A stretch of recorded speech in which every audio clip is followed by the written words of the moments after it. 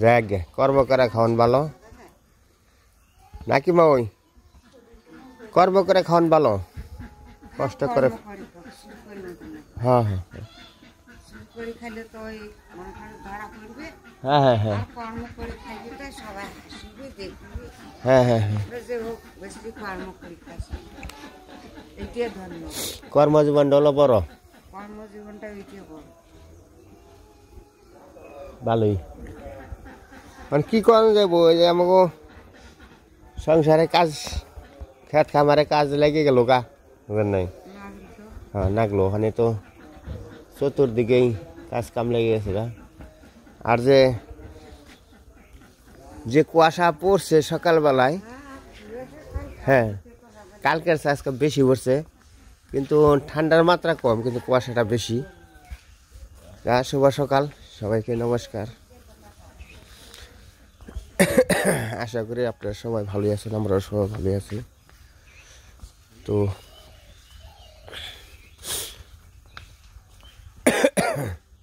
তো দাদা আপনার শত কোটি আপনার চরণে নমস্কার রইল ভক্তি রইল মাসিমার চরণে নমস্কার ভক্তি রইল তো আমি সকালবেলায় আসছি দেখলাম যে আস্তে আস্তে হাঁটতে হাঁটতে রাস্তার দিকে আসছি দেখি অনেক এখানে একদম সকাল না 6টা বাজে খুব সকাল না বেলা উঠে গেছে কোনো 6টায় তো বেলায় উঠে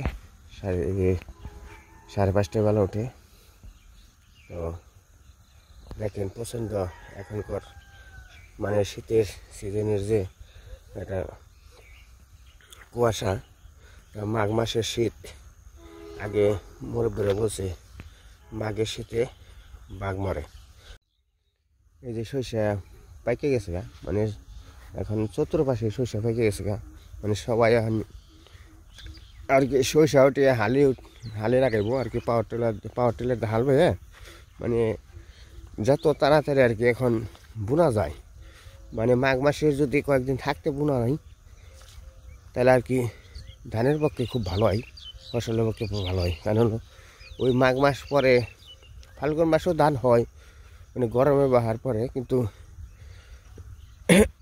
ওই মাঘ মাসে গোছাটা পড়লে ওই মাঘ মাসে গোছা ধানের নাকি ধান আসে না খুব ফলও মানে ভালো হয় মানে পোকামাকড় ধরে না কিছু ধরে না ভাইকল কথা বলতে বলতে আমার এই যে পূর্ব সাইডে যে ক্ষেত রাস্তার নাকি এইটাই এই যে ক্ষেতের গুলো এসে পড়ছি দেখেন সরিষা আমার পেকে গেছে গা তো আপনার আশীর্বাদে খুব ভালো শেষ হয়েছে হবে না 6টা বাজে 6টা না 7টা কই 7টা বেজে গেছে খেয়ালকা তো বক্তব্য ভালোই হলো ওরা যে নি থাক খালি ভালো থাক ওরা ভালো থাক দুইজনে খালি সুষ্ঠুভাবে সংসারে করে দিতে বলো আমরা তো আসলে ওর জন্য কিছু করতে পারি নাই কি করব আর কারণ আমরা এইটুকুই ওদের প্রার্থনা করব ওরা যেন সুখে থাকে ভালো থাকে তবে আমার একটা দুঃখ নাতিগুণ আমার দেখে নিয়ে গেলো না এটাই আমার মনের দুঃখ কারণ ওগো কী করব আমি ছোটোবেলা থেকে তো ওগো মানুষ করতে পারি নাই ওরা আমার মানুষ করছে ওরা বলছে যে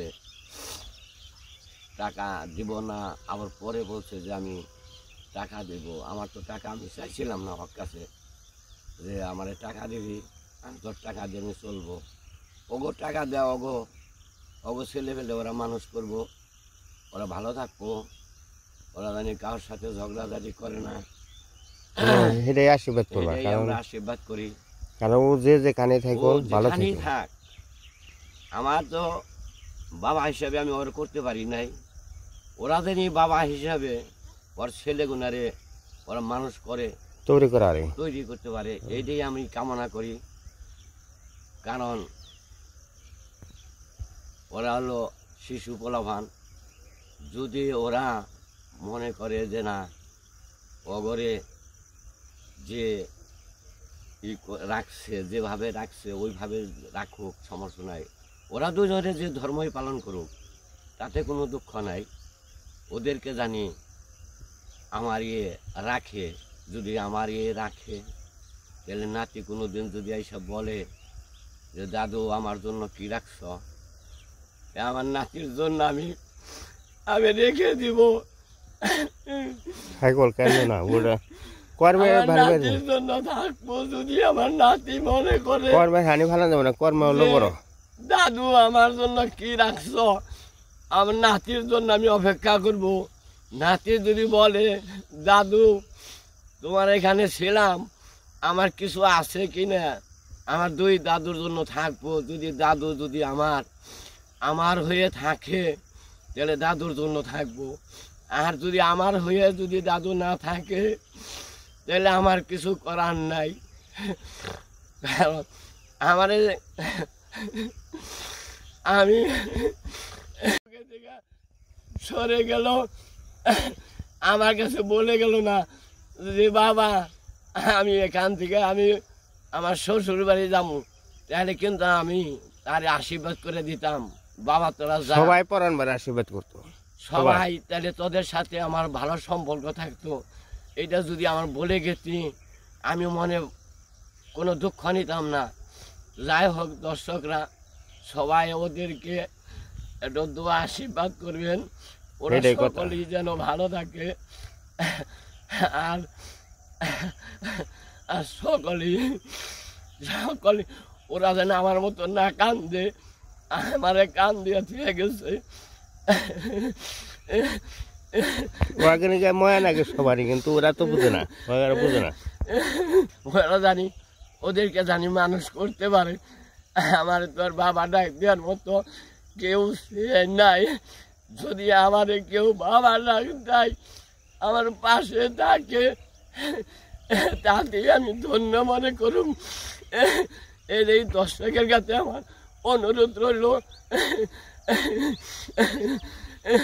আর ওদেরকে সবাই আপনারা আশীর্বাদ করবেন। আজকে পূজার দিন কত আনন্দ করতো সবাই, আজকে পূজার দিন সবাই আনন্দ করতো। যে ধর্মই পালন করুক তাতে কোনো দুঃখ নেই, মনোযোগ দিয়ে পালন করুক তাও ভালো। সেটাই, যে কোনো ধর্ম পালন করুক মনোযোগ দিয়ে পালন করুক। কোনো কষ্ট পাইতাম না। যদি আমার কাছে বলতো বাবা আমি শ্বশুর বাড়ি যাবো, তাহলে আমি কইতাম যে যাও, সমস্যা নাই, আমার মাঝে মাঝে দেই কোনো সমস্যা নাই। তো যা হোক, আমার মনে কষ্টতে ওরা গেছে, ওরা জানি আমি খারাপ আশীর্বাদ করব না, ওরা সকলেই ভালো থাকবো। আপনারা সকলেই ওদের জন্য আশীর্বাদ করেন, ওরা জানি চিরা জীবন ব্যয়সা থাকে। এইটাই আমার কাছে অনুরোধ রইল।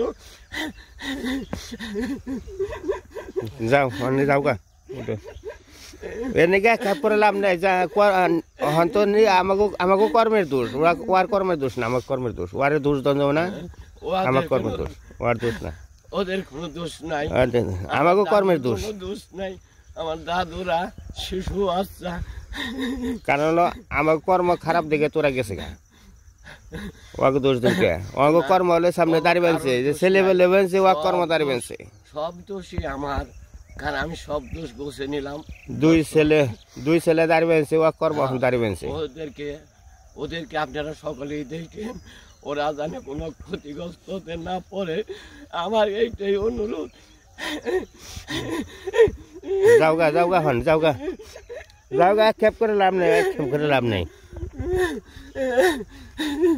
যাওগা।